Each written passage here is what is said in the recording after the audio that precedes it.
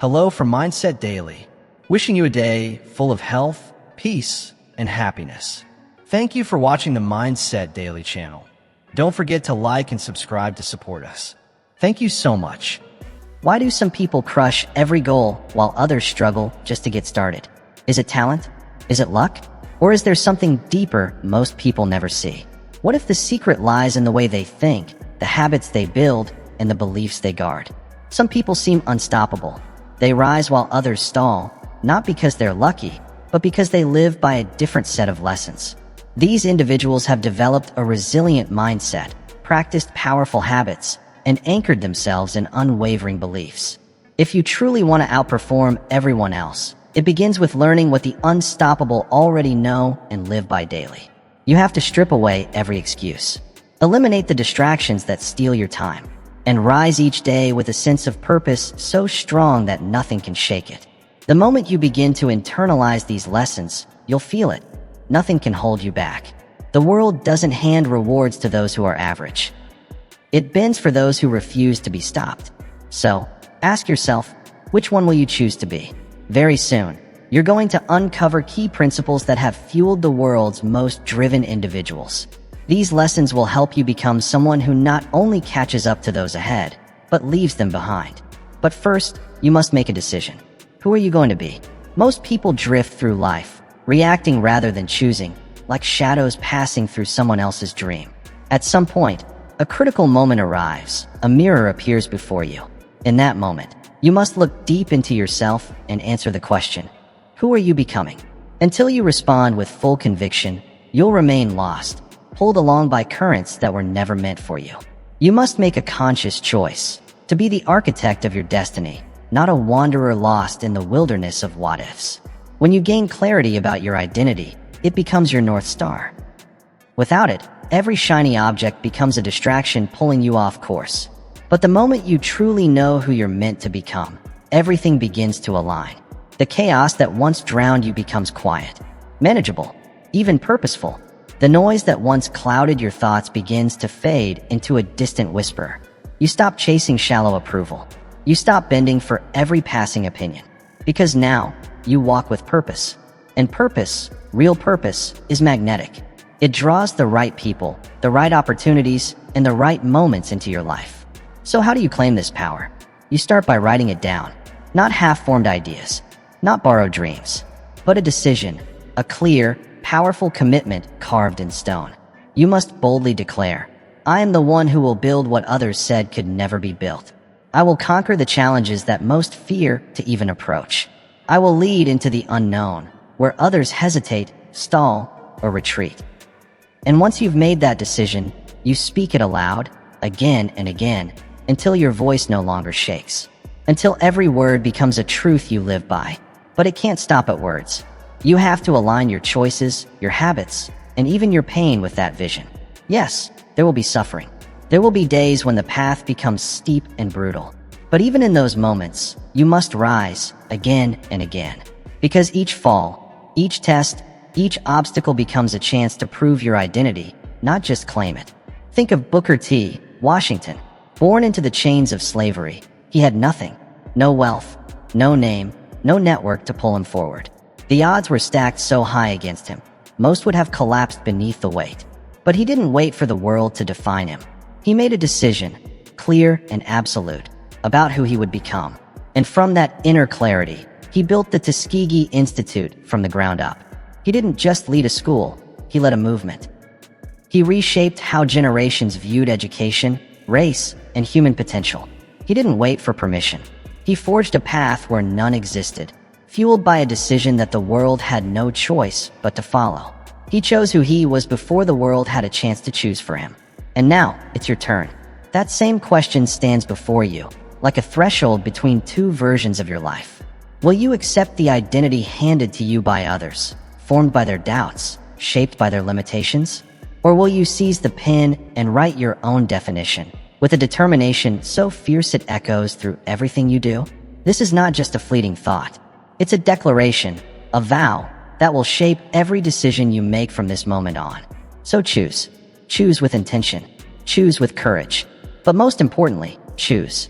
Set a goal so large, so bold, that it makes your comfort zone tremble. One that forces small thinking to pack its bags and leave. Because here's the truth. The size of your goal determines the size of your life. People don't fail because they dream too big and miss. They fail because they dream too small and hit the mark perfectly. They aim low, play safe, nestling into a life of quiet mediocrity. But not you. You weren't born to blend in. You were born to rise. When you dare to set a goal so massive it makes your chest tighten and your mind expand, everything changes. You'll start waking up hungry, not just for progress, but for purpose. When you commit to a goal that massive, one that stretches the very limits of who you are, you begin to evolve. You become more than who you were yesterday. That kind of goal doesn't just challenge you. It eliminates laziness at the root. It silences doubt before it can speak. It makes excuses look small, weak, and completely irrelevant. Because you're no longer chasing a simple outcome. You're stepping into a process that demands your total transformation. This isn't about minor improvement. It's about reinvention. And it starts with one thing: clarity. You must begin with a crystal clear vision. What would the ultimate version of your life look like? Not just in terms of money or material gain, but in impact, in purpose, in legacy. Imagine it in vivid detail, not vague hopes, but a life defined by contribution, by meaning, by power that extends beyond yourself. Write it out, line by line, word by word. And if words aren't enough, draw it, sketch it, paint it in your mind until it becomes undeniable. Speak it out loud every single day, until those words become more than sentences, until they become your truth, until your soul hears nothing else and answers to nothing less. Think about Thomas Edison. He wasn't trying to build a slightly better candle. He wasn't content with improving what already existed. That kind of thinking never changes the world. Edison envisioned something far greater. He set out to light the world. Not a room, not a house, the world. People laughed. They mocked him. They labeled him a fool for failing again and again. But Edison didn't flinch. He kept going. He kept experimenting. He kept believing. And eventually, he discovered the filament that didn't just work. It illuminated the future of humanity. That is what happens when you chase a goal so bold, so frightening to mediocrity, that it rewires your brain. Suddenly, your mind stops dwelling on temporary defeats. Instead, it locks in on solutions. It looks for answers. It moves forward relentlessly. Because the truth is, small goals create small lives. They don't push you. They don't stretch you. They demand very little, and they return even less. They never wake you up in the middle of the night with excitement. They never push you to take massive action while others are sleeping. But a goal that's enormous? A goal that scares you and excites you all at once. That kind of goal becomes gravity. It pulls you forward, day after day. It gives meaning to the ordinary. It transforms routine into purpose. When you commit to a goal that large, something remarkable begins to happen. What once seemed impossible now only feels difficult. And what's difficult? It starts to feel like just a matter of time. But don't be surprised. Your mind will fight back. It will whisper objections that sound rational. That dream is too big. People like me don't achieve things like that. I don't have the right connections or resources. What if I fail? These thoughts may sound like truth, but recognize them for what they are. The dying voice of small thinking, desperate to hold on as your greatness begins to rise. These are the final echoes of your old limitations, collapsing under the weight of the new self you're building. Setting a goal of this magnitude demands courage. And courage, real courage, often comes with a cost. Sometimes, it means walking alone.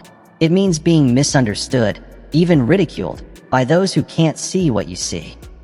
It means facing a level of risk and potential failure that the average person would never dare approach.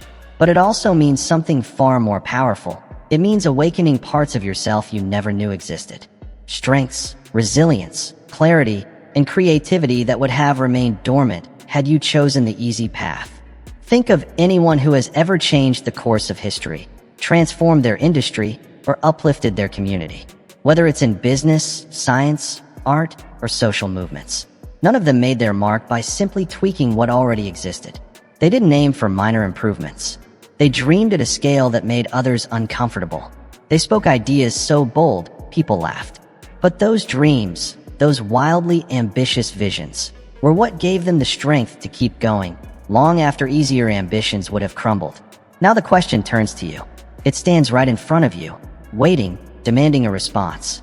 Will you dream like the average? Will you set goals that ask nothing new of you, that fit neatly inside who you already are? Or will you build like a visionary, setting a goal so extraordinary, so vast, that it forces you to become someone entirely new to make it happen? This decision, right here, has the power to shift the direction of your life. You must burn the bridges that lead back to comfort. Because here's the hard truth. No one becomes unstoppable while clinging to escape routes. Greatness doesn't coexist with safety.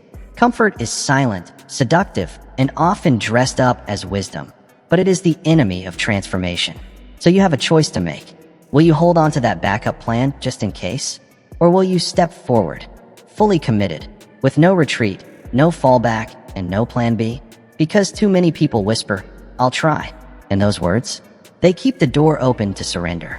But those who rise, those who truly triumph, they speak with a different voice. They don't say, "I'll try." They say, "I must."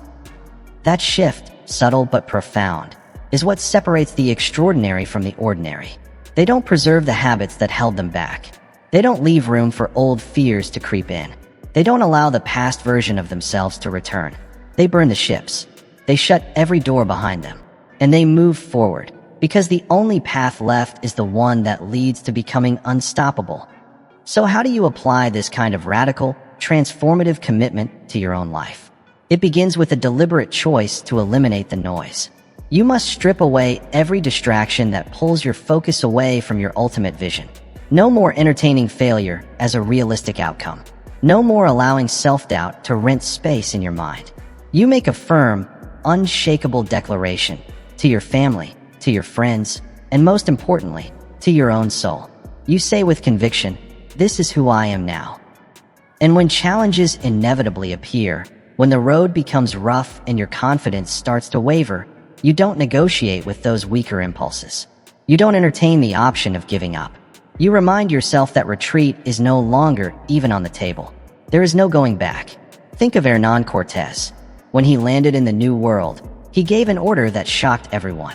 He told his men to burn their ships. Why would anyone do something so extreme? Because he understood something powerful. When the option to return is gone, the only direction left is forward.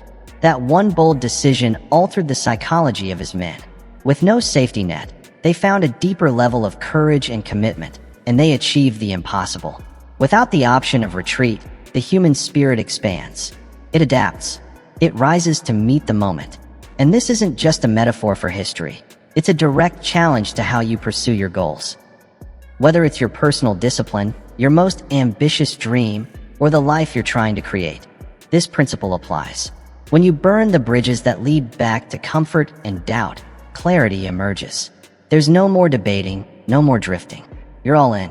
When there's no option to fall back, you invent new ways to move forward. When you can't fall into comfort, you rise into strength. The human spirit, when it's cornered by the very dream it dares to chase, becomes something more. It unlocks resources that were buried deep, courage, resilience, and brilliance that would have never surfaced in safer circumstances. Of course, this mindset goes against what most of society teaches. We're told to keep options open, to maintain safety nets, to always have a backup plan. But those who truly transform their lives, those who leave legacies and shift the world, they know something deeper, something counterintuitive. Options sound wise, but in truth, they breed hesitation. They split your focus. They scatter your energy. And worse, they silently give you permission to fall, because in the back of your mind, there's always a way out. The strongest, most life-changing commitments are often the ones that eliminate all alternatives. Think about it. Marriage endures because two people make a conscious decision to burn the bridges that once connected them to other potential relationships. Successful entrepreneurs often rise not in spite of risk, but because they've removed the option of retreat. There's no corporate job to fall back on, no safety net, only the vision ahead. And world-class athletes? They reach the top because they've stripped away every other pursuit and devoted themselves fully to mastering their craft. The discomfort you feel when hearing this concept, when imagining burning your own bridges, is often the clearest indicator that it's exactly what your growth requires. The things you're most afraid to let go of are often the exact things holding you back. So ask yourself, what bridges in your life must be courageously set ablaze today? What fallback plans are quietly sabotaging your commitment? What old habits, familiar relationships, or limiting beliefs are you still clinging to, thinking they keep you safe, when in reality, they're keeping you stuck? Identify them, name them, then take bold, decisive action to eliminate them. Because behind every historic breakthrough, every great achievement that stood the test of time, there was always someone willing to burn the path behind them in order to walk fully into their future. Remember this: those who keep their ships intact may always have a place to retreat, but they rarely have the fire to advance. And that's where greatness is forged, in full commitment. Repetition may feel boring at first, but you must repeat it until it's second nature, and then keep going. You don't become excellent by dabbling. You don't achieve mastery by chasing every shiny distraction. Excellence comes from disciplined repetition, not from temporary fascination. While most people bounce from one new idea to another, chasing the next wave of excitement, those who rise to the top do something very different. They stay the course. They focus on the fundamentals. They repeat what works, again and again, until it becomes automatic. What once took effort becomes instinct. And when others quit out of boredom, you remain focused, grounded, and unshakable. Because this is the real secret to standing apart from the masses. You make a quiet, unwavering decision to do what must be done, even when it no longer feels exciting. You show up, rain or shine. Your emotions may fluctuate, but your commitment doesn't. The true professionals, the ones who achieve lasting greatness, understand something the amateurs never do. Excellence lives on the far side of boredom. So build a routine that guards your growth.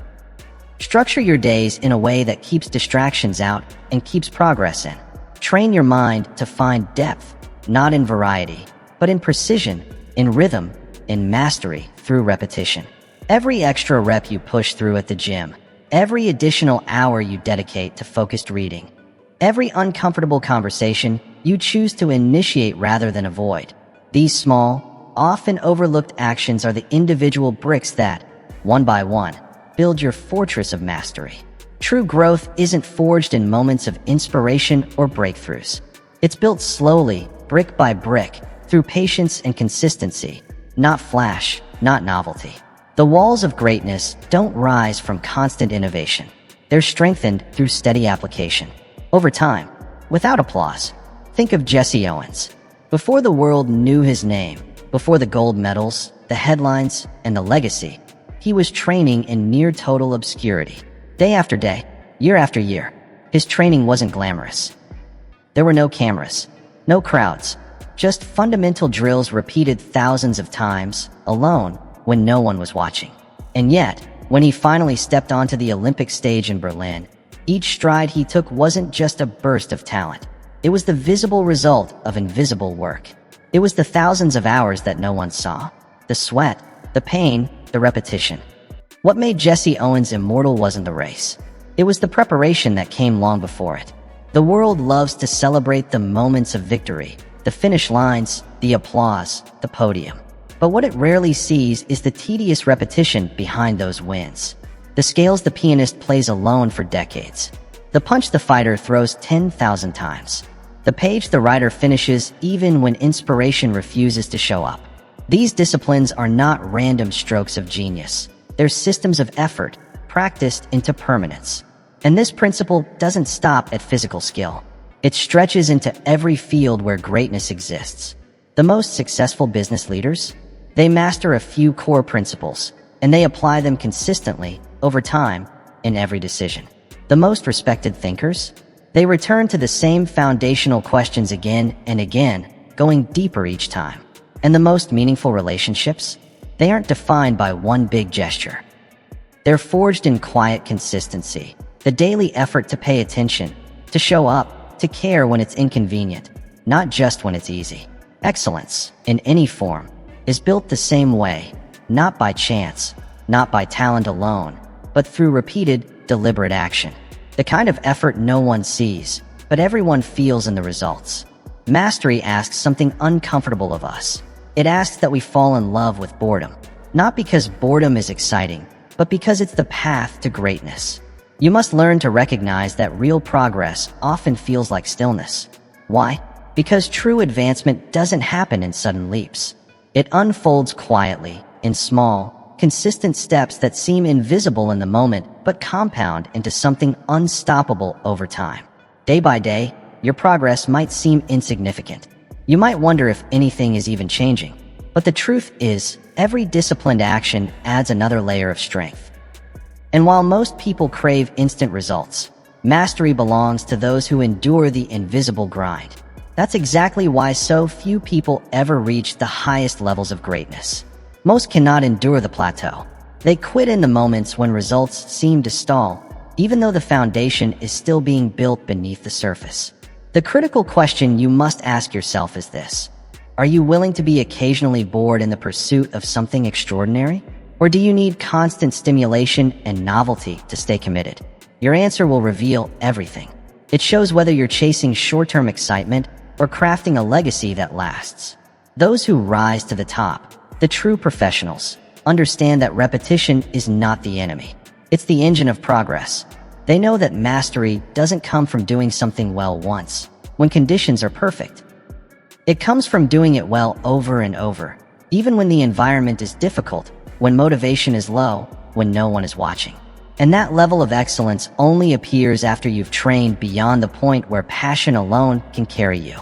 It happens when you've practiced so often that execution becomes automatic, reliable, unshakable. So choose what matters most to you, and then commit to it with everything you've got, even when it no longer feels exciting. The true reward isn't just skill. It's the confidence that comes from knowing, deep in your bones, that you earned your strength through discipline most people will never sustain. Then shift your mindset from fear to service. Fear shrinks you. It traps your power. But service? Service expands it. It multiplies your strength exponentially.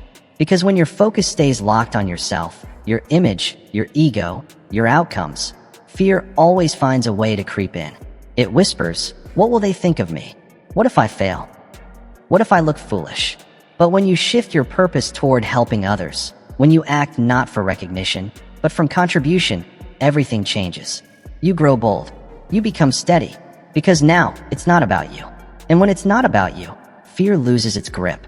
Service doesn't ask, "What if I fail?" It asks something far more powerful.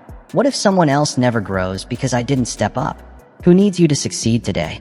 Who is silently suffering because you're playing small, staying quiet, or hiding your potential? These questions may seem simple, but they hold the power to completely reframe your relationship with fear. When you shift your focus from self-preservation to service, fear stops being a barrier and becomes fuel. It becomes something you step through, not something you run from. Start small. Serve those closest to you first. Show up for your team, not with minimum effort, but with consistent excellence, even when average would go unnoticed. Serve your family by modeling strength and calm when life feels chaotic. Be the example of resilience they may not even know they need. Then expand your reach. Serve your community by solving problems others overlook. Serve the world by becoming the fullest, most capable version of yourself. You'll begin to realize something remarkable.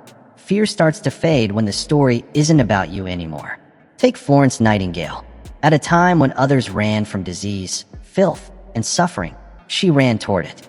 Not because she didn't feel fear, but because her mission was louder than that fear. Her focus wasn't on image or safety, it was on lives, on dignity, on healing. She ignored criticism. She ignored status. And because she gave herself to something greater than herself, she became a symbol of courage that still echoes across generations. Her mission became bigger than her fear. And yours can too. That's the paradox of courage. It often doesn't come by trying to be brave. It emerges naturally when something matters more than your own comfort. You've likely seen it in the most ordinary yet powerful examples. A parent who's terrified of confrontation will instantly face down a threat if their child is in danger. Why? Because their focus isn't on fear, it's on service. And that same principle applies to your business, your art, your calling, your growth. The entrepreneur who obsesses over not failing becomes paralyzed. But the one focused on solving a real problem for others pushes through the unknown. The artist terrified of judgment creates nothing. But the one committed to helping just one person find truth creates boldly, consistently. When your gaze stays fixed on yourself, obstacles feel massive, immovable. But when you shift your focus outward, on how your work, your presence, your effort can serve others, those same obstacles begin to shrink. They don't disappear, but they change shape. They become puzzles, not prisons. So how do you put this into action? Begin each morning with a simple, powerful question. Who can I serve today? And how? Start paying closer attention. Look for unmet needs around you. Listen for the frustrations people quietly express, the problems you might be uniquely equipped to solve. And when fear rises, don't take it as a signal to step back. Learn to interpret fear as a spotlight showing you where your contribution might matter most. Because that's where your mission lives, not in the absence of fear, but in your decision to serve despite it. The greatest leaders in history all shared one defining trait. They moved beyond self-centered thinking and chose genuine service instead. Their personal fears, however real, shrunk in the shadow of a greater mission to improve the lives of others. They didn't make themselves the center of every moment. They made their purpose the center. And now, that same pivotal question confronts you. Will you keep hiding behind fear, constantly asking how every situation affects you? Or will you step into a higher version of yourself and lead with conviction, guided by the difference you were born to make? To do that, you must master one thing first, your mind. Before you ever conquer anything externally, you must first win the battle within. The true battlefield of life isn't out in the world, it's right between your ears. Before you rise on the outside, your inner world must rise first. Your thoughts must stop running wild and start moving with intention. Every great accomplishment is preceded by internal alignment. Your mind is the control center of your future. And yet, most people never take full ownership of it. They allow their thoughts to wander, to dwell in doubt, distraction, and fear. They leave the gates of their mind open, unguarded.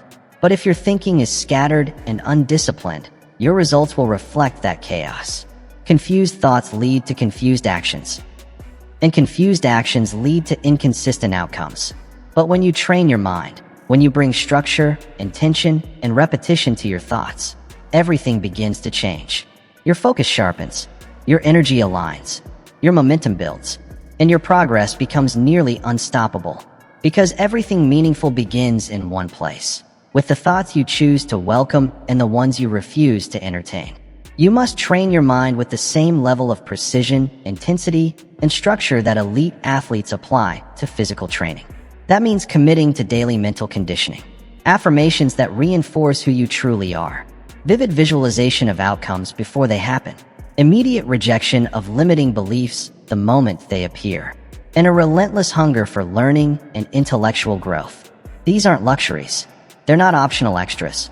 They are foundational requirements for anyone pursuing something extraordinary. Look at Andrew Carnegie. He began with nothing, born into poverty, limited formal education, but became one of the most powerful industrial leaders of his time. What set him apart wasn't just opportunity. It was internal discipline. Carnegie mastered his mind long before he mastered steel. He visualized his success with striking clarity. He spoke affirmations of capability into his daily life. And most importantly, he believed in his vision so deeply, so unwaveringly, that others couldn't help but believe too. His certainty became contagious. His mind became a magnet, and the world responded. Carnegie's factories may have come later, but his empire was first constructed in the one place most people neglect, his mind. Long before a single steel beam was forged, his vision lived with clarity and force within him. He understood what few do, that external empires are always built on internal mastery first. But most people don't live that way. They allow their thoughts to drift like leaves in the wind, scattered by external forces, media noise, fleeting emotions, other people's opinions, old fears they've never questioned. Their minds wander aimlessly, like undisciplined children tugged in every direction. And the result? Exactly what you'd expect. Lives with no clear direction, efforts that are unfocused, and dreams that die unrealized. A wandering mind produces a wandering life. But the disciplined mind sees what others simply can't. It identifies opportunity in the middle of adversity. It remains composed when chaos strikes. It stays centered when emotions attempt to take over.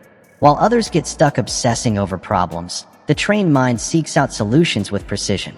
This kind of mental discipline becomes an unfair advantage in every area of life: business, relationships, health, and beyond. And the best part? You can start building it today. Begin with just 10 minutes a day, 10 minutes of vivid visualization. Imagine your future in high definition with rich detail. Feel it, hear it, see it in motion. Then, as you go about your day, catch your negative thoughts early. Interrupt them with the same urgency you'd use to stop yourself from stepping off a cliff. Refuse to let them take root. Feed your mind only with information that lifts you, expands you, sharpens your clarity. Guard your mental environment with the same intensity you'd guard your home. Because here's the truth: everything you consume, the books you read, the conversations you allow, the thoughts you rehearse silently, are shaping your internal blueprint. They're constructing your future moment by moment. So treat low-quality input like poison. Don't sip it, don't sample it, reject it outright. Surround yourself with content that challenges you, conversations that stretch you, and wisdom that fuels your mission. Why? Because your subconscious mind doesn't filter what's helpful from what's harmful. It simply absorbs what you give it again and again until it becomes your operating system. But you get to choose that input. You can intentionally shape your mind by repeating affirmations that reflect your future self, by visualizing your goals with full sensory immersion, and by focusing, relentlessly, on the thoughts that move you forward. In doing so, you're programming your internal GPS. You're locking in a destination and setting a course, not based on luck, but on deliberate focus. And now, the question comes to you. Are you letting your thoughts drift, aimlessly pulled by whatever the world throws at you? Or are you seizing the wheel, taking command, and steering your mind with purpose toward the life you were meant to create? Because the answer to that question, it shapes everything that comes next. Learn to love the struggle, not tolerate it, not simply endure it, but actually learn to value it. Because the truth is, you cannot build genuine strength without facing meaningful resistance. Without pressure, there is no growth. The challenges you encounter aren't some form of punishment from the universe. They are deliberate preparation, custom-made tests shaping the person you're meant to become. Yet far too many people spend their lives pouring energy into one thing: avoiding discomfort. They rearrange their routines, shift their goals, and even lower their standards, all in an attempt to stay comfortable. And then they wonder why their results remain mediocre. But those who rise above the average, those who break through limitations and earn uncommon success, are not those who dodge the fire. They're the ones who walk straight into it, on purpose. They lean into challenge. They lean into pressure. And they learn to love the refining process it brings. Discomfort stretches you beyond your current boundaries. It exposes every weakness you've been hiding, not to shame you, but to strengthen you. Every crack it reveals is an invitation to become more resilient. When you gain the wisdom to see pain as a teacher, not a threat, you stop resisting it and start using it. You begin to understand. The struggle itself is sacred. It is the crucible, the forge, where excellence is shaped from the raw material of the ordinary. So how do you truly fall in love with what most people run from? You start by embracing the grind of each day, not with resentment, but with purpose. You learn to welcome obstacles, not as roadblocks, but as trusted instructors. You give your full effort again and again, even when no one's watching and no one's clapping. And slowly, something remarkable happens. This mindset transforms you. You become someone who not only survives pressure, but thrives in it. You develop grit that doesn't waver when things get hard. You build mental strength that others admire but can't explain. Think about Booker T. Washington. As a young man, he walked more than 500 miles, on foot, just to reach Hampton Institute. He had no money for tuition, no safety net, but he didn't turn around. He found a way. He cleaned classrooms, scrubbed floors, worked tirelessly as a janitor, just to earn his education. That struggle could have broken him, but instead, it built him. It forged the leader the world would one day celebrate. His hardship wasn't some separate chapter from his success. It was the foundation, the character, the strength. This is the uncomfortable truth. Struggle is the great filter. It separates those who are committed from those who are merely curious. It sifts the serious from the spectators. It refines those who are ready to rise, and quietly moves aside those who aren't. When difficulty shows up, and it always does, those who are merely interested in success begin to backpedal. They make excuses. They stall. They retreat. But those who are truly committed, they keep moving forward even when it hurts.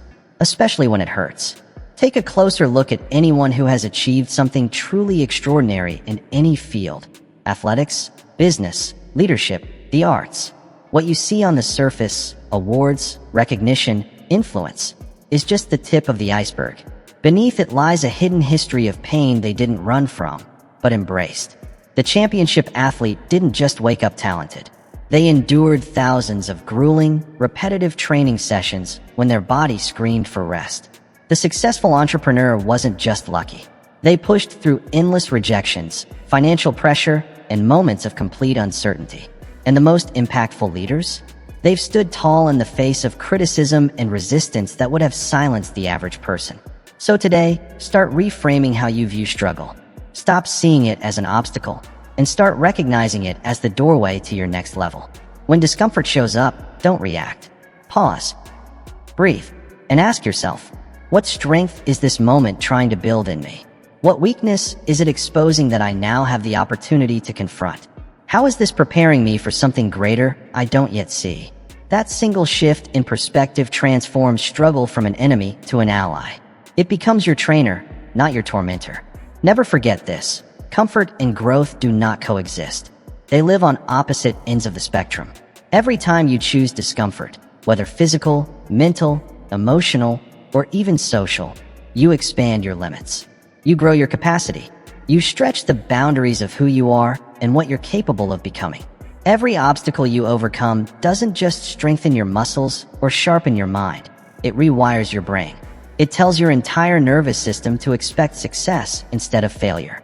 Every time you bounce back from a setback, you lay another brick in the unshakable psychological foundation of greatness. And now, a defining question stands directly in front of you. Are you still spending your energy trying to dodge the very struggles designed to shape you? Or are you leaning into them, allowing life to sculpt you, painfully, precisely, beautifully, into someone extraordinary? Your answer will determine more than just your achievements. It will define your identity. It will decide who you ultimately become. And once you begin becoming that person, you can no longer afford to whisper your truth. You must speak with power or be ignored. Your voice is your primary tool of influence. It's not just sound, it's presence, it's energy. If your voice wavers with doubt, the world will hesitate to believe in you.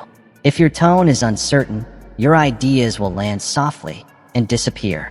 But when you speak with clarity, conviction, and calm strength, people listen. The room quiets.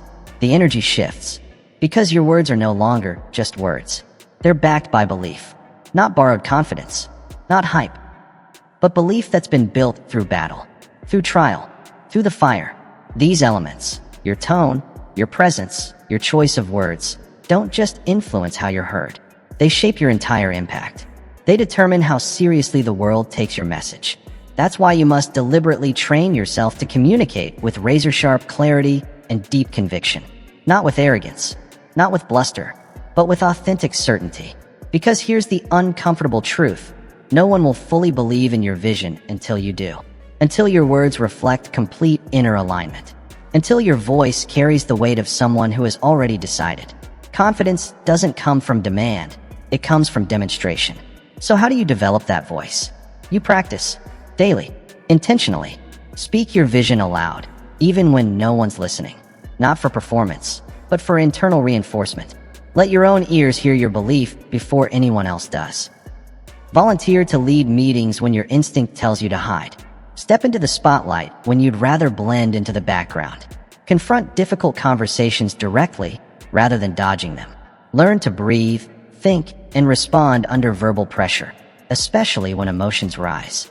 This skill isn't optional. It's not a nice-to-have for leaders. It is essential. If you want to guide others through change, you must first master the instrument of your own voice. Consider Winston Churchill. As a child, he wasn't a natural speaker. In fact, he struggled with a speech impediment and crippling self-doubt. But he didn't let that define him. Through relentless practice and intentional focus, he built one of the most influential voices the world has ever known.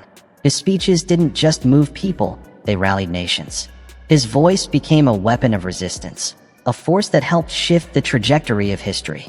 Churchill didn't sit around waiting for confidence to appear. He built it, brick by brick, one sentence at a time, one speech at a time.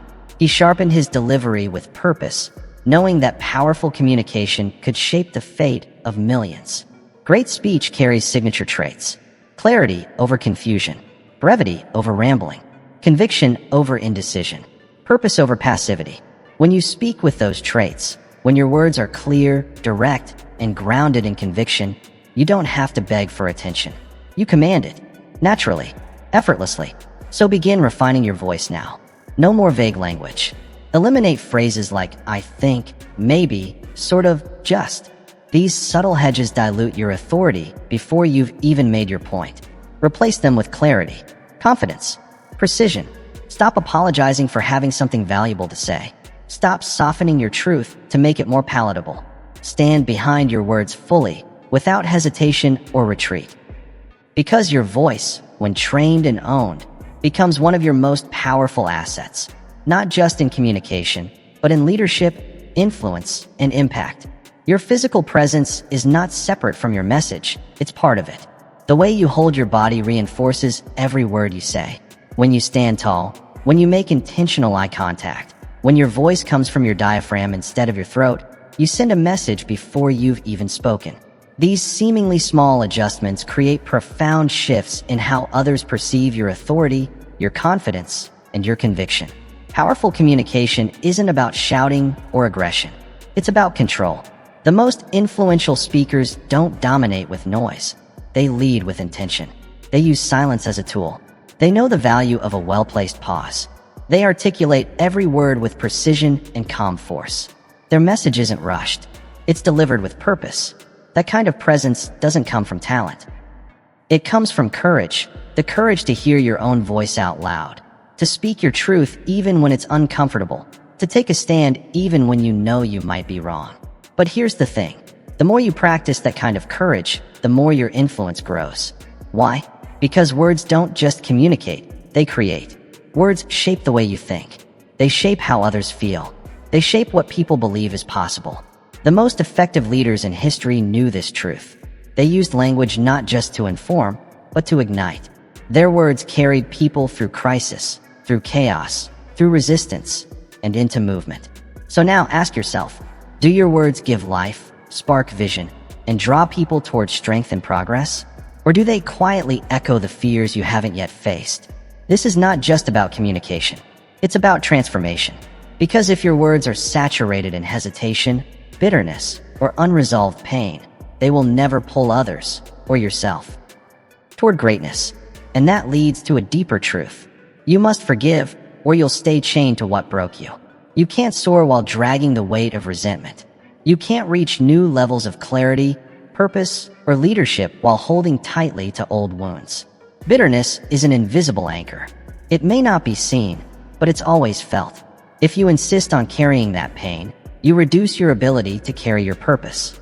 There is only so much emotional weight a person can hold. And if you're still gripping old betrayals, you may have no room left for your dreams. Forgiveness isn't weakness. It isn't surrender. It's freedom. Yes, you were hurt. Maybe even betrayed by someone you never expected. Maybe the damage went deeper than anyone else knows. But holding on to that pain won't protect you. It will only limit you. It will only keep you tied to a version of yourself that was meant to be left behind. Yes, the pain was real. The betrayals happened. The wounds were deep and undeniable. But at some point, you must release their grip on your life. Because the longer you carry those grievances, the heavier they become. Resentment doesn't show up loudly. It creeps in quietly. It drains your creative energy without warning. It slowly steals your joy, your enthusiasm, your ability to see clearly. And it clouds your judgment, especially when opportunity finally knocks. You must forgive, not because the people who hurt you deserve your mercy, but because you deserve freedom. Your peace is not a reward for them. It's fuel for you. Your future demands your full presence, your full power, and that means you cannot afford to stay tangled in what's already behind you. Start letting go intentionally. Don't wait for forgiveness to feel right. Make it a practice. Write down what you truly feel, raw, uncensored truth. Let the words pour out on the page. Then, when you're ready, close that chapter. Literally, symbolically, and emotionally. Speak your pain aloud to someone you trust. Someone who can hold your truth without judgment. Then, make a conscious decision. This ends here. This no longer gets to follow me forward. If you're a person of faith, pray. If mindfulness speaks to you, meditate. Whatever method fits your path, use it. But the goal remains the same. Let it go. You cannot climb if you're still holding on to the weight of what broke you. You cannot fly while tethered to yesterday's pain. Think about Abraham Lincoln. He wasn't just leading a divided nation. He was surrounded by internal betrayal. Even some of the men in his own hand-picked cabinet despised him. They doubted his abilities. Some openly worked against him. Yet Lincoln stayed the course. He didn't let personal offense pull him off purpose. He forgave, not because it was easy, but because the mission was bigger than his feelings. He chose unity over ego, legacy over resentment. That level of emotional maturity is rare and powerful, because here's something few people realize. The ability to forgive quickly is a competitive advantage in life. While others stay stuck, replaying old injuries and fueling their bitterness, you move forward. You rise above. Your energy stays clean. Your vision stays clear. And your momentum builds while there's stalls. This creates a separation that widens with time. And soon, you're not just ahead, you're in a different league altogether. Not because you never got hurt, but because you refuse to let the pain define you. Forgiveness doesn't mean forgetting what you've learned. It doesn't erase the wisdom gained through hardship. You can release resentment and still hold on to the lesson. You can pardon those who hurt you and still build better, healthier boundaries. You can free yourself from past pain while making stronger, more intentional choices about who gets access to you moving forward. But most importantly, true forgiveness clears mental bandwidth. And in a world flooded with noise, distraction, and pressure, that bandwidth is priceless. The human mind has limited capacity. Emotional energy isn't infinite. Every moment you spend replaying the past, every ounce of focus you give to old wounds, is energy you can't use to create, build, lead, love, or move forward. It's emotional math, plain and simple.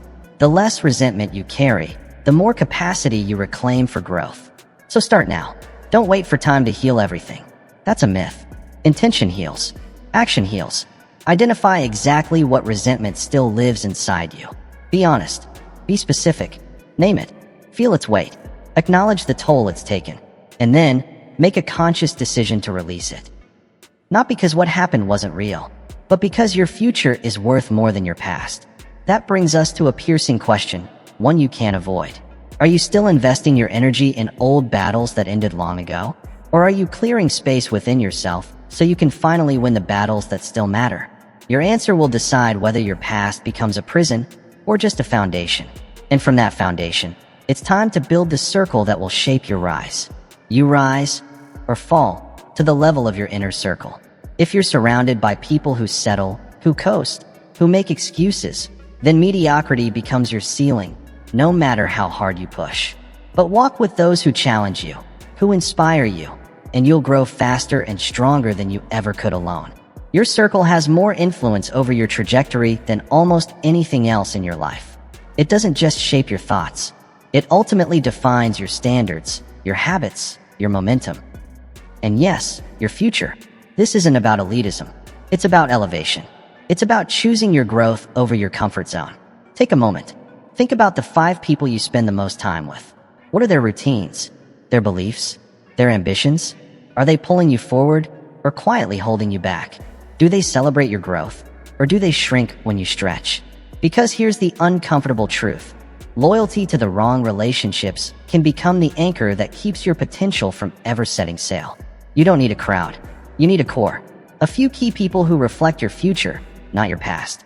People who won't let you play small. People who challenge you when you settle, lift you when you stumble, and remind you, relentlessly, of what you're capable of becoming. These kinds of relationships aren't always comfortable, and they're not supposed to be. Growth doesn't happen in comfort. Iron sharpens iron. not through soft praise, but through honest friction. Through challenge, through truth. That's why today is the day to take inventory. Do a real, purposeful audit of your circle. Who leaves you drained after every conversation? Who dismisses your dreams with passive sarcasm or subtle discouragement? Who nods politely when you share a vision, but never pushes you to pursue it? This isn't about cutting people off recklessly. It's about reallocating your energy with wisdom. It's about intentionally investing more time and emotional bandwidth into the relationships that sharpen you, and less into the ones that keep you stuck. Because if you're serious about growing, you must build your circle with the same focus and discipline you apply to your craft. Join mastermind groups where high standards are the norm. Surround yourself with people who challenge your thinking, not echo it. Find mentors who've walked the road you want to walk. Share your goals, loudly, with those who will actually hold you accountable.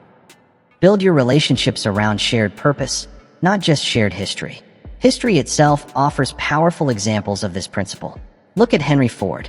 His momentum didn't just come from his ideas. It accelerated when he surrounded himself with other visionaries.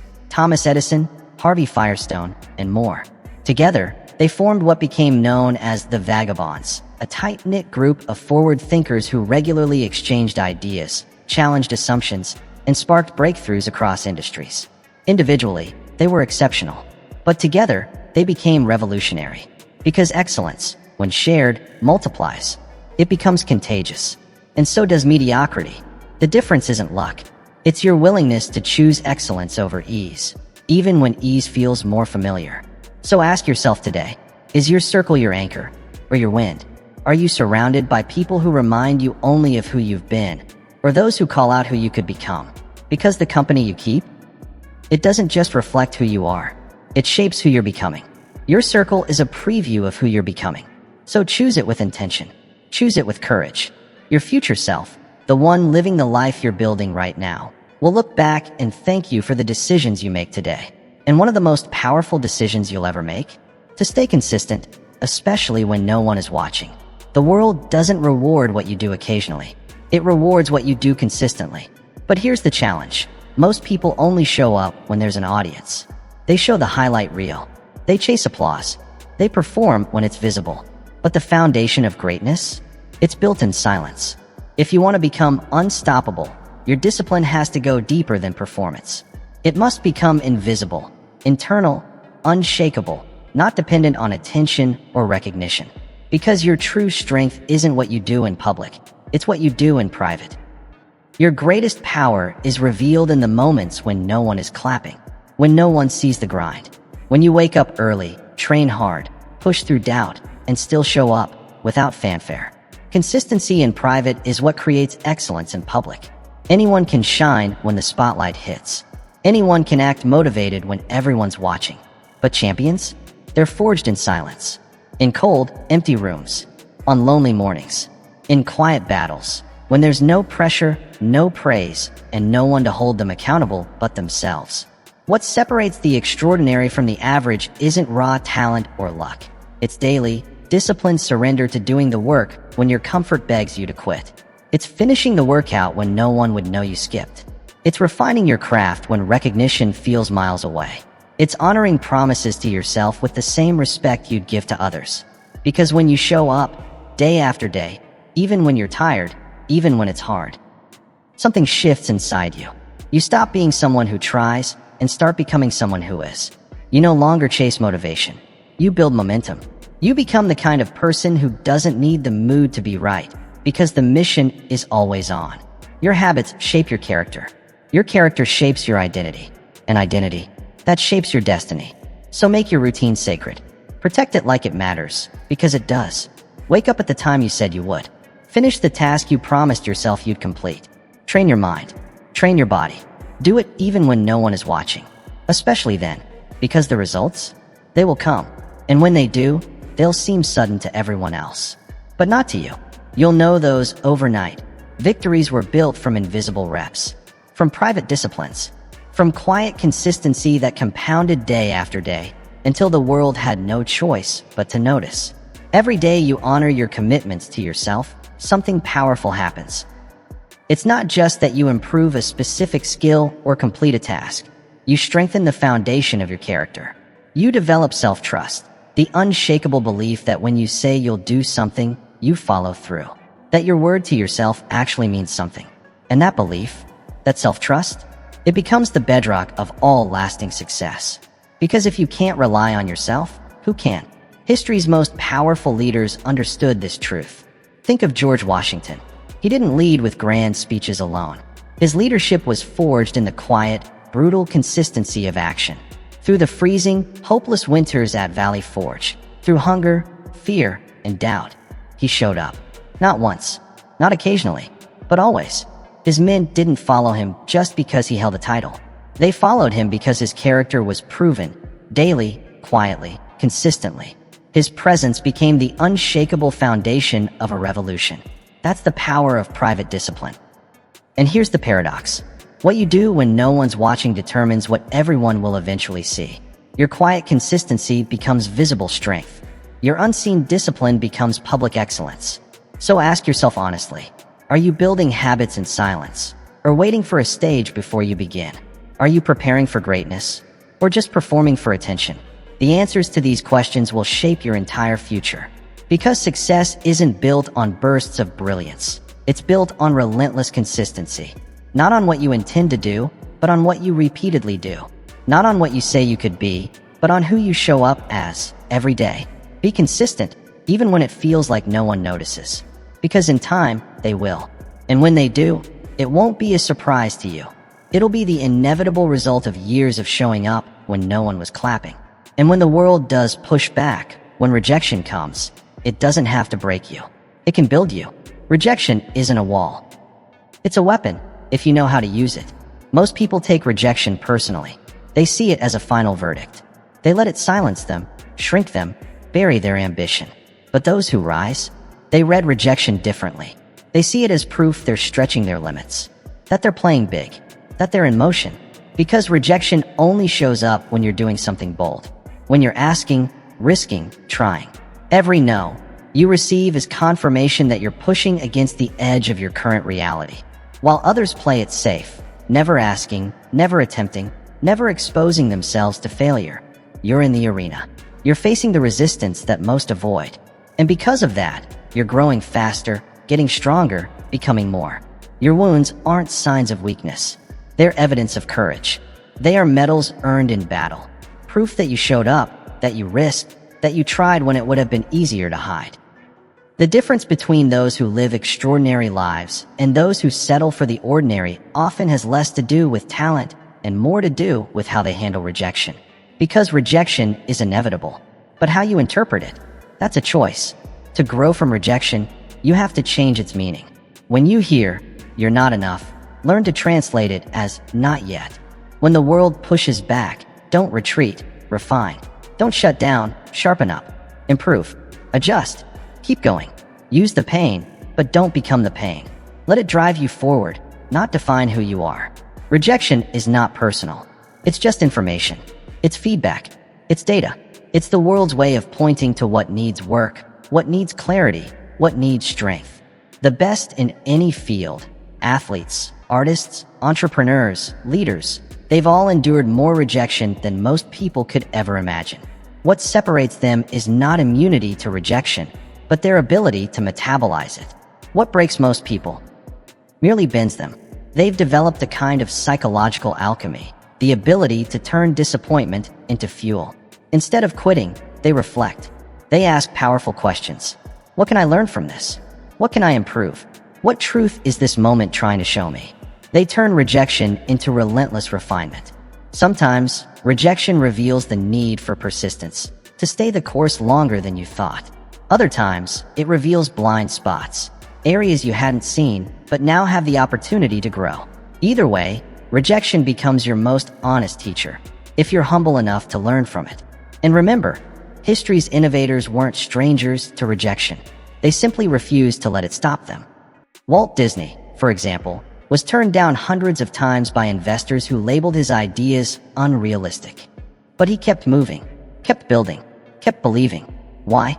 Because his vision was bigger than their opinions. Today, his name is not only remembered, it's etched into global culture. Your ability to face rejection head-on is directly tied to your capacity for achievement. The real danger isn't rejection. It's never even risking rejection in the first place. The biggest tragedy isn't hearing no. It's living in a constant fog of what-ifs, of some days, of dreams deferred until they silently die beneath the weight of comfort and caution. Look around. There's a pattern. Those who turn rejection into fuel reach altitudes that rejection avoiders never will. They understand a powerful truth. Comfort and greatness rarely occupy the same space. They embrace the sting of temporary rejection in exchange for the exhilaration of eventual breakthrough. So now the question isn't if you'll face rejection. Rejection is guaranteed if you're pursuing anything meaningful. It's not a matter of if, but when. The real question is, what will you do with it? Will you let it convince you to shrink, to retreat into the familiar comfort of safety? Or will you see it for what it truly is, a signal that you're in the right place, standing on the edge of your potential, pushing past limits most people never even approach? Rejection can break your spirit, or it can break records. The difference lies in your decision. The legacy you leave behind won't be written by rejection itself, but by how you respond to it. That choice, the response, is yours and yours alone. And this leads to one of the most misunderstood truths of personal growth. Discipline is freedom. It sounds like a contradiction, doesn't it? How could structure, commitment, and restriction possibly create liberation? But this isn't just theory, it's a fundamental truth. The more disciplined you become, the more freedom you earn. Most people believe discipline is a cage, that it restricts choice, that it limits spontaneity and joy. But the undisciplined person, they're not free. They're ruled by their environment. They're at the mercy of mood swings, distractions, impulses, and external demands. Their energy rises and crashes depending on how they feel. Their productivity is dependent on random bursts of motivation. Their health shifts based on temptation. Their finances rise and fall with emotion-driven decisions. Without the structure of discipline, they don't live by design, they live by default. They react instead of lead. They follow the winds of circumstance rather than the compass of vision. They become slaves to mood, urgency, and whatever noise is loudest in the moment. But discipline puts you in command. You no longer move based on how you feel. You move based on what you've decided. You take action not when it's easy, but because it's necessary. You lead your energy. You lead your time. You lead your life. A disciplined mind doesn't chase the path of least resistance. It follows the path of most intention. It understands that real freedom doesn't mean doing whatever you want in the moment. It means having the strength and clarity to do what matters most, especially when it's hard. True freedom is not found in avoiding structure. It's found in building the right structure. The disciplined person has access to a rare kind of power. The power to stay focused when distractions multiply. The power to follow through when emotions waver. The power to stay loyal to their priorities even when the world offers alternatives. They are free, not because they can do anything, but because they've mastered the one thing that makes everything else possible, themselves. They're free from financial anxiety because they've established strict boundaries around how they spend and save. They're free from preventable health issues because they've made physical discipline a non-negotiable part of their lives. Freedom, in its most practical form, often looks like structure. So build that structure into your life intentionally. Time block your days with purpose. Honor your schedule like it's sacred. Delay short-term gratification in exchange for long-term peace. Choose the discomfort of discipline now, rather than the crushing regret of missed potential later. Because here's the truth. Small, consistent actions, done quietly and daily, eventually snowball into extraordinary outcomes. That daily workout, it shapes a strong, resilient body. That daily practice, it carves out exceptional skill. That daily focus, it becomes the backbone of a thriving business. That daily reflection, it forms a character no adversity can shake. Discipline isn't about living less. It's about directing more of your power. Think about a river. When scattered, it trickles with little effect. But when channeled, it gains unstoppable momentum and can cut through rock. Your energy works the same way. Discipline turns your scattered potential into concentrated, life-changing force. Your time, your focus, your resources, when consistently applied to clearly defined goals, become unstoppable. Benjamin Franklin understood this to his core. He didn't drift through life hoping for genius to strike. He followed a structured daily routine. He tracked his progress with precision. He sharpened his skills relentlessly. And the result? He left a legacy across science, politics, innovation, and philosophy. His discipline didn't limit his life. It exploded its possibilities. It didn't close doors. It opened hundreds. Because true discipline isn't about giving things up. It's about trading trivial indulgences for significant outcomes. It's about saying no to momentary pleasure in order to say yes to a life you're proud of. It's the bold decision to prioritize your future over your present cravings, to value long-term fulfillment over temporary relief. And that's where the paradox dissolves. The disciplined life is not the restricted life. It's the liberated life. It's freedom from regret, from unrealized potential, from dreams left gathering dust on the shelf of procrastination. So ask yourself this right now. Are you truly free because of your discipline? Or are you trapped because you've avoided it? Your answer doesn't just determine what you'll do today. It shapes who you'll become tomorrow. Never outsource your self-worth. Yet so many do. They hand over their sense of value to others. Family, followers, co-workers, critics, allowing external voices to determine their internal reality. When your identity hinges on the applause of the crowd, you become a puppet pulled by the strings of approval. If they cheer, you stand tall. If they criticize, you crumble. That's not confidence. That's dependency. And it's exhausting. This is the trap of external validation, so alluring, yet so dangerous. Professional titles, social recognition, relationship approval. These can feel like nourishment to the soul, but in truth, they're nothing more than a sugar high.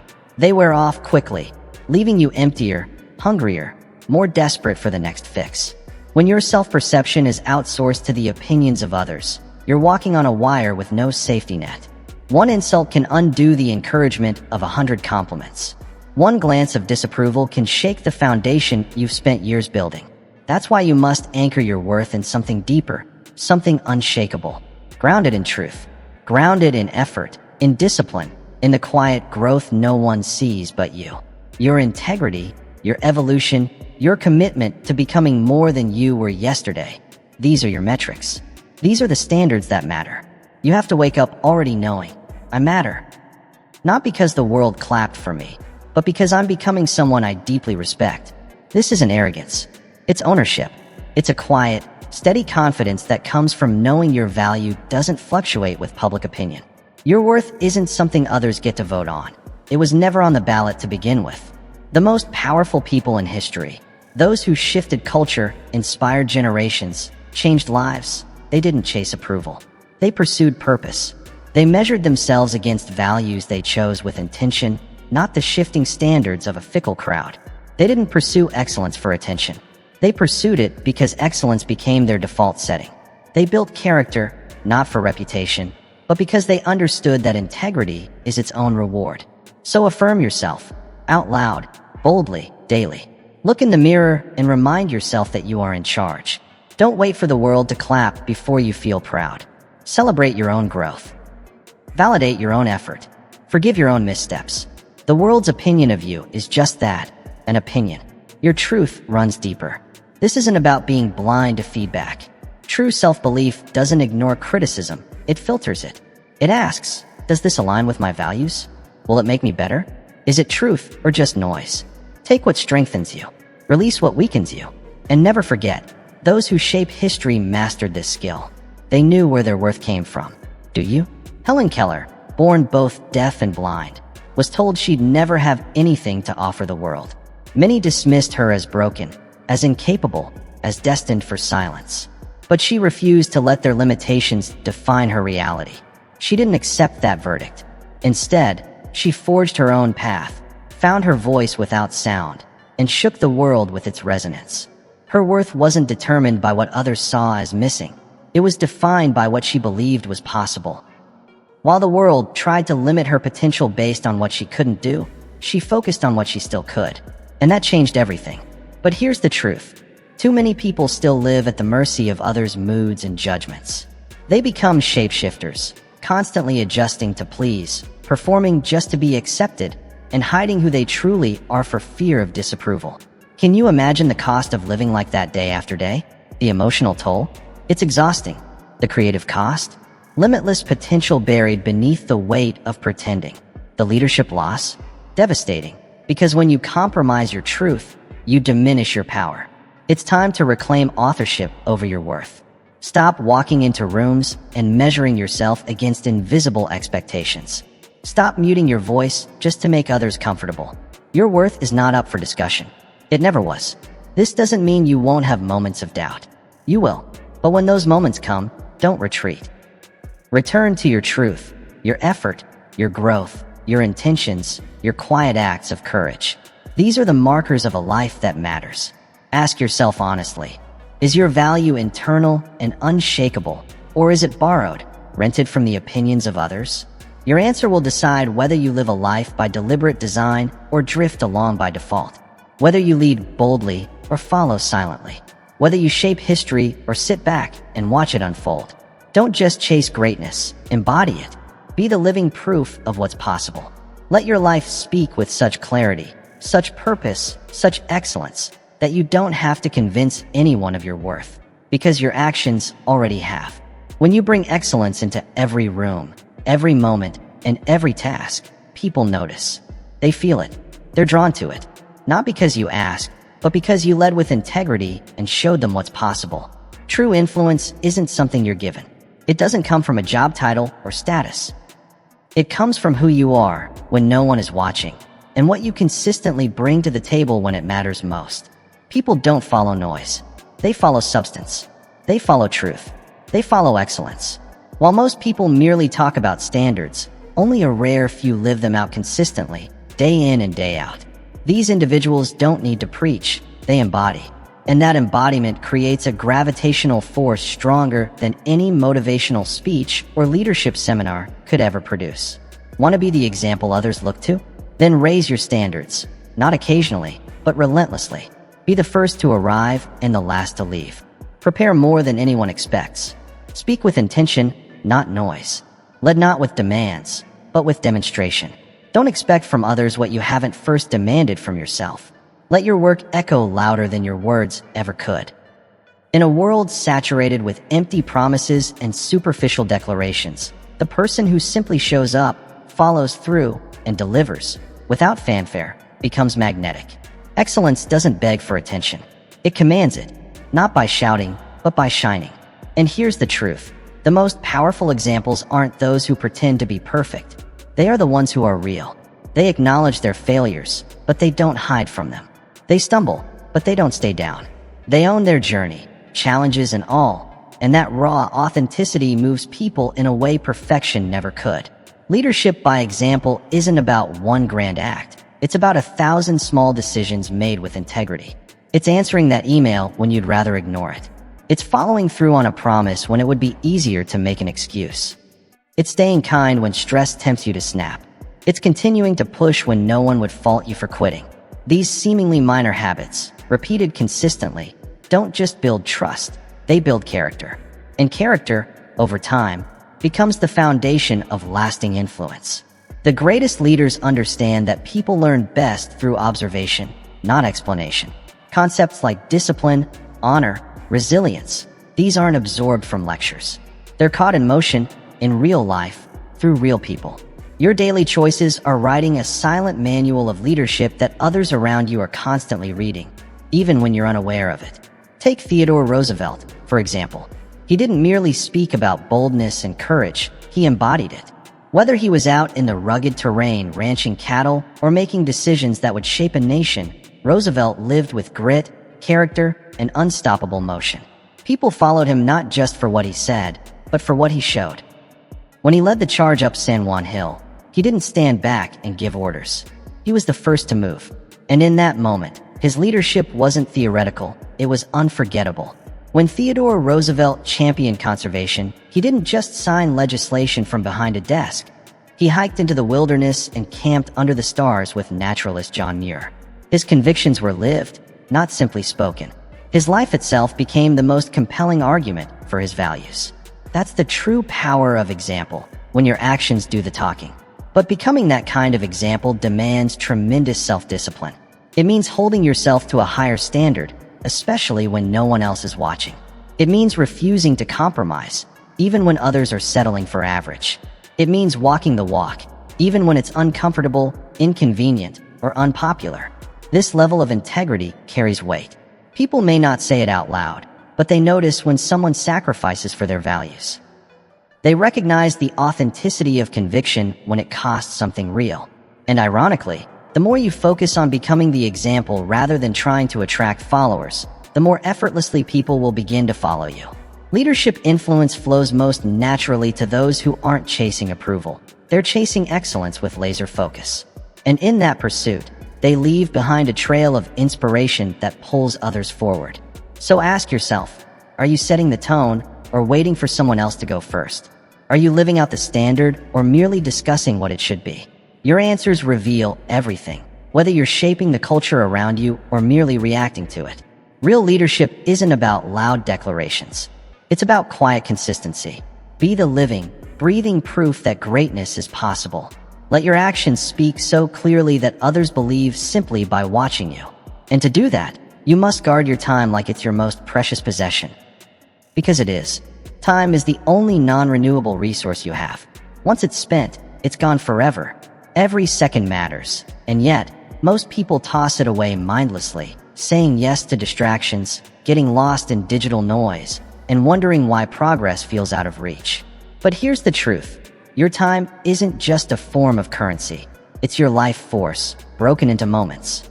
And those moments, compounded daily, become your story, your results, your legacy.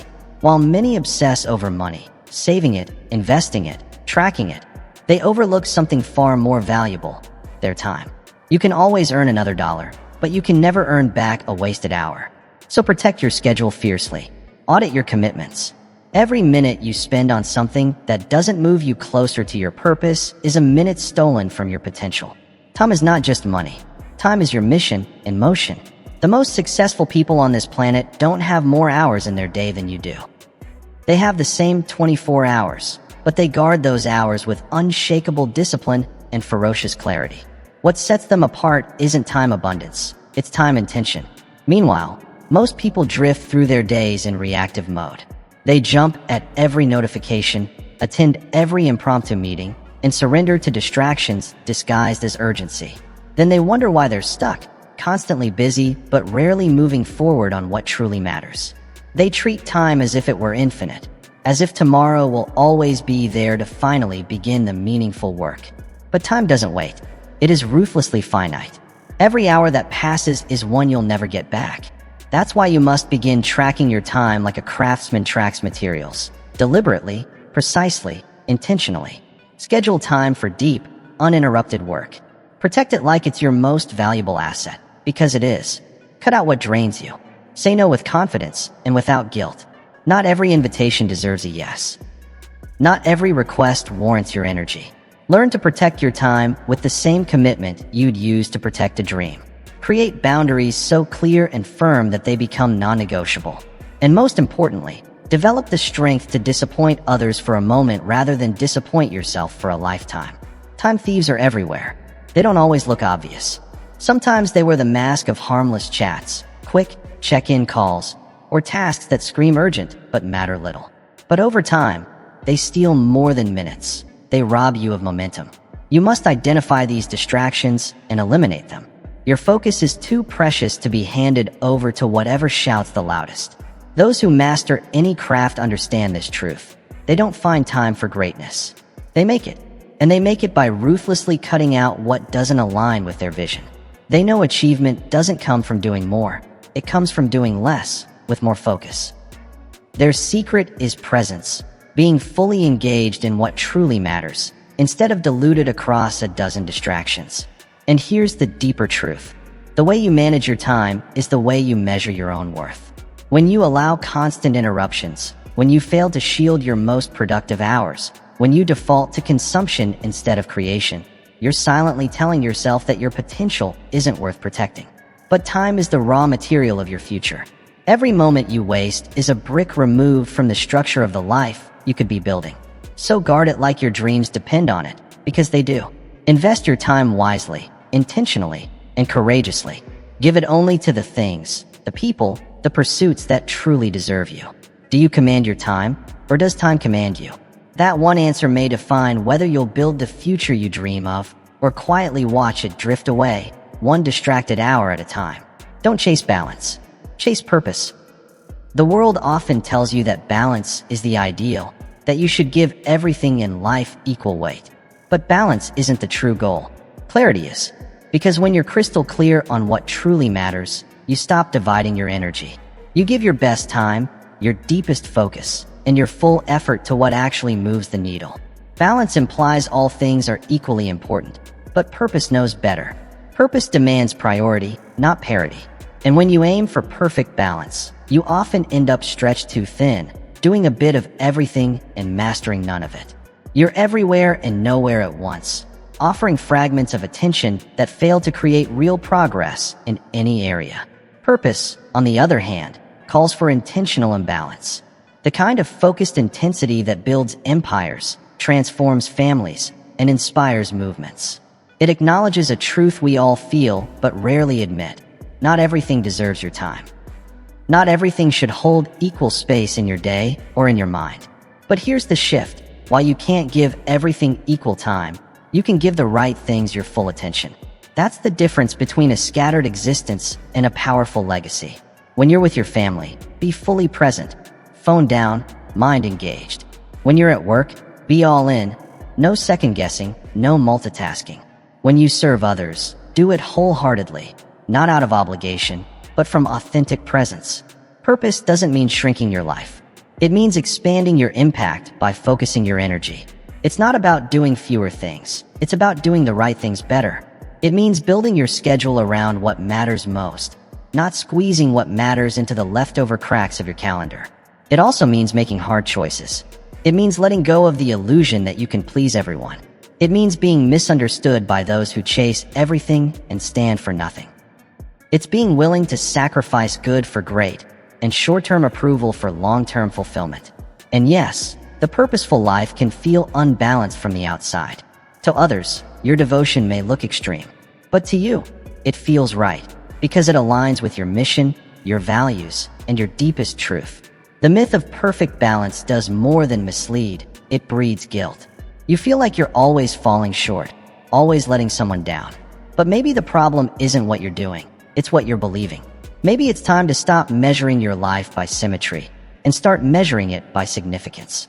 But when you align your life around purpose, you stop chasing the illusion of balance and start embracing intentional trade-offs. You begin to understand that certain seasons demand intense focus in specific areas, and that's not a flaw, it's wisdom. You release the pressure to distribute your energy equally across every domain at every moment. And instead you prioritize what matters most right now. Clara Barton, the founder of the American Red Cross, didn't strive for balance. She lived with purpose. And because of that singular devotion, she helped save thousands of lives. During the Civil War, she didn't split her energy between comfortable routines and battlefield care. She poured herself into her mission with relentless intensity, often pushing beyond exhaustion, sleeping in ambulances, and tending to the wounded under fire. That wasn't imbalance. It was a radical commitment to what she knew mattered most. Purpose brings clarity. It naturally creates a hierarchy of values that makes decisions easier, not harder. When your aim is clear, you filter every opportunity, every commitment, and every relationship through the lens of your core mission. Does this move me closer to my calling, or does it pull me away? That single question cuts through the noise and eliminates the drain of constant indecision. But let's be clear, living with purpose doesn't mean you neglect your health, your relationships, or your peace of mind. It means you fold those priorities into your mission with intentionality, rather than letting them compete for fragmented pieces of your attention. It's about understanding that your energy is finite, and different seasons of life call for different allocations of that energy. So ask yourself, are you striving to balance everything on the surface? Or are you digging deeper and leading with purpose? Are you spreading yourself thin to meet every expectation? Or are you showing up fully for the things that truly matter? The answer will determine whether you leave behind exhaustion or create lasting impact. And once you're clear on your purpose, the next step is this. Take radical ownership, because you cannot transform what you refuse to claim. The moment you begin pointing fingers, you give away your agency. But the moment you accept full responsibility for your decisions, your results, your reality, you unlock your true power. There's a fundamental difference between those who shape their circumstances and those who are shaped by them. The former own their outcomes, the latter outsource their accountability. One builds empires on self-leadership. The other builds excuses and waits for change. The dividing line isn't found in external circumstances. It's found in the internal choice to take ownership. And remember, ownership isn't about guilt, it's about growth. Because if it's your responsibility, then it's also within your power to change. That shift in mindset is true liberation. When you embrace radical ownership, everything in your life begins to change. Problems stop being burdens. They become projects you can tackle. Setbacks transform into valuable feedback. Obstacles morph into stepping stones. The moment you stop blaming others is the moment you start building something real. That's when the game of growth truly begins. Radical ownership means more than just taking responsibility. It means you eliminate excuses from your vocabulary entirely. Phrases like, "I had no choice," or "they made me," no longer apply. Instead, you replace them with powerful declarations like, "I'll figure it out," or "I will find a way." This shift in language reflects a shift in identity, from passive participant to active creator. You may not control every event, every market shift, or every person around you, but you always have control over your response. That is where your true power lies. Most people live reactively, driven by others' expectations, by old conditioning, by the noise of their environment. But when you reclaim ownership, you also reclaim authorship. You stop letting life happen to you and begin shaping the life you truly want. Draw a line in the sand and declare, "From this point forward, I am responsible for my reality." Begin by auditing your own life. Where are you still playing the victim? Where have you silently handed off responsibility to someone else? In your relationships, in your work, in your health? Where have you been waiting for others to fix what only you can truly resolve? These questions may be uncomfortable, but they hold the keys to your personal transformation. Inside the discomfort lies the doorway to your breakthrough. And don't confuse ownership with isolation. Taking full responsibility doesn't mean you never ask for help or build partnerships. It means that even when you collaborate, you remain fully accountable for the result. No matter what others do or fail to do, you hold the outcome in your hands. It's about refusing to point fingers when things fall apart. It's about saying, "I've got this," even when it's not convenient. That mindset of total, unwavering responsibility is what transforms not just individuals, but teams, communities, and entire organizations. Because ownership is contagious. Look at George Washington Carver. He didn't wait for society to open doors. He didn't waste time blaming systems or setbacks. Instead, he took full ownership of his talents, his mission, and his contribution to the world. And in doing so, he transformed the field of agriculture forever. His strength didn't come from ideal circumstances. It came from unshakable personal accountability. George Washington Carver, born into slavery and faced with overwhelming racial and systemic barriers, had every reason to point fingers at forces beyond his control. Yet he didn't. He chose a different path.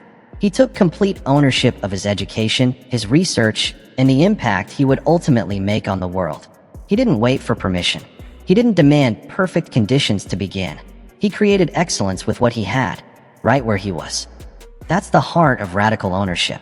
It's not just a mindset shift, it's a life strategy. It's the cure for helplessness, the blueprint for those who feel stuck, the ladder out of mediocrity. It's the quiet, consistent decision to stop outsourcing responsibility and start internalizing it. And here's the paradox.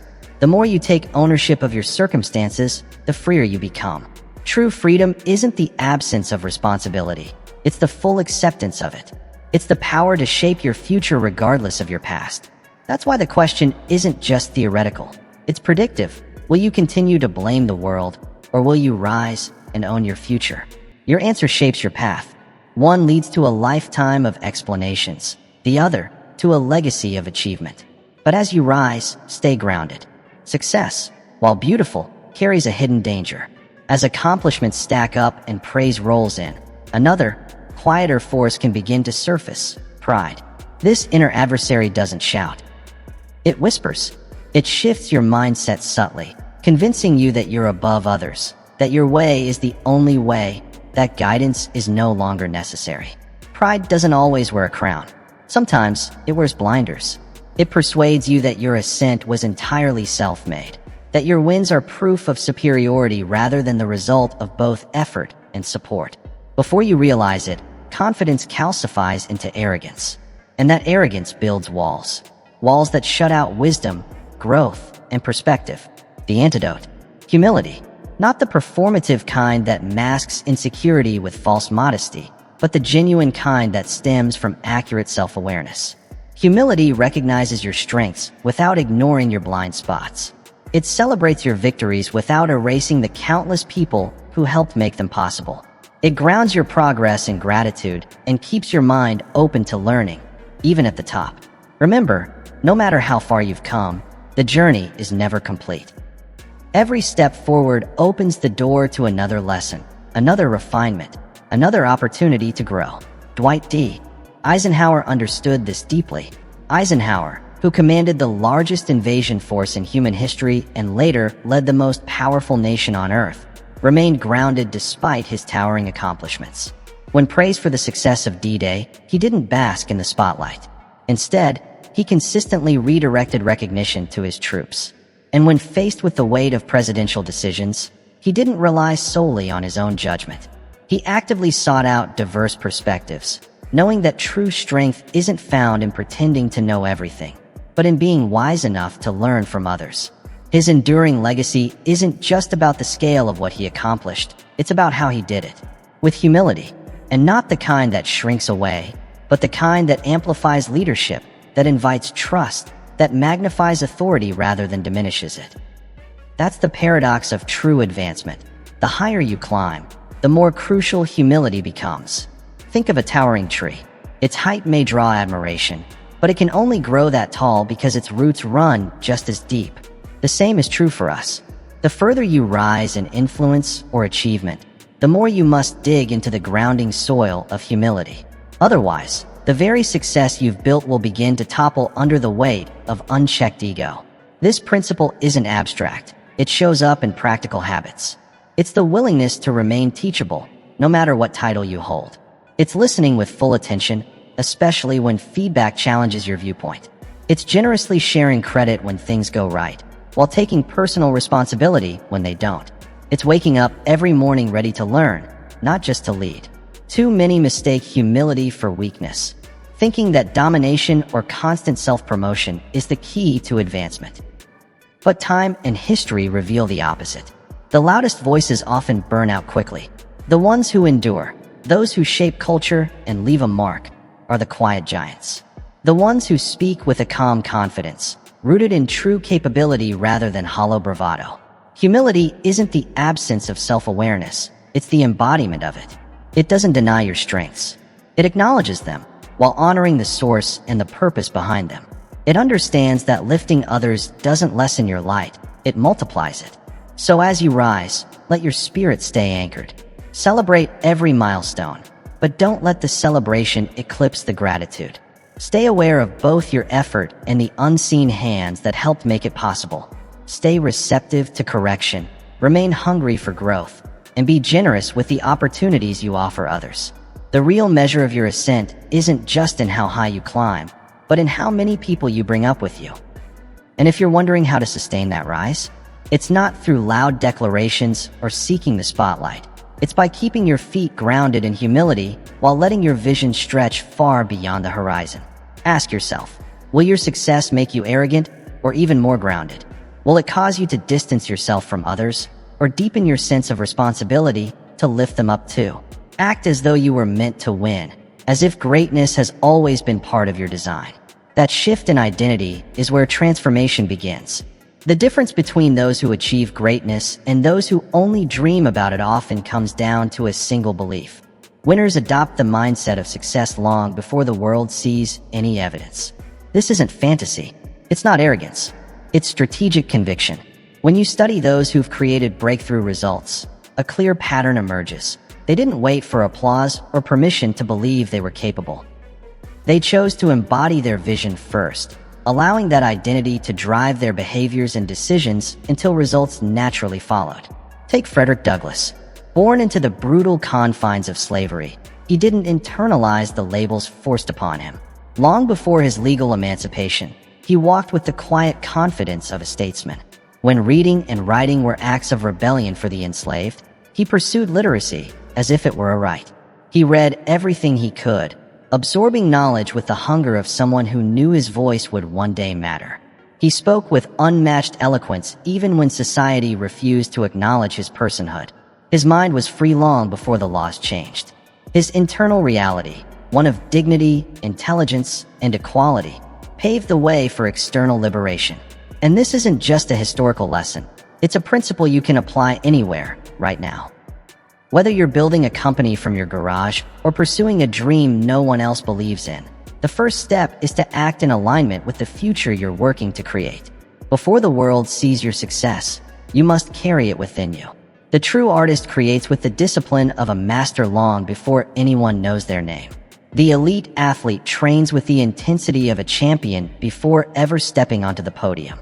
They don't play pretend, they prepare with intention.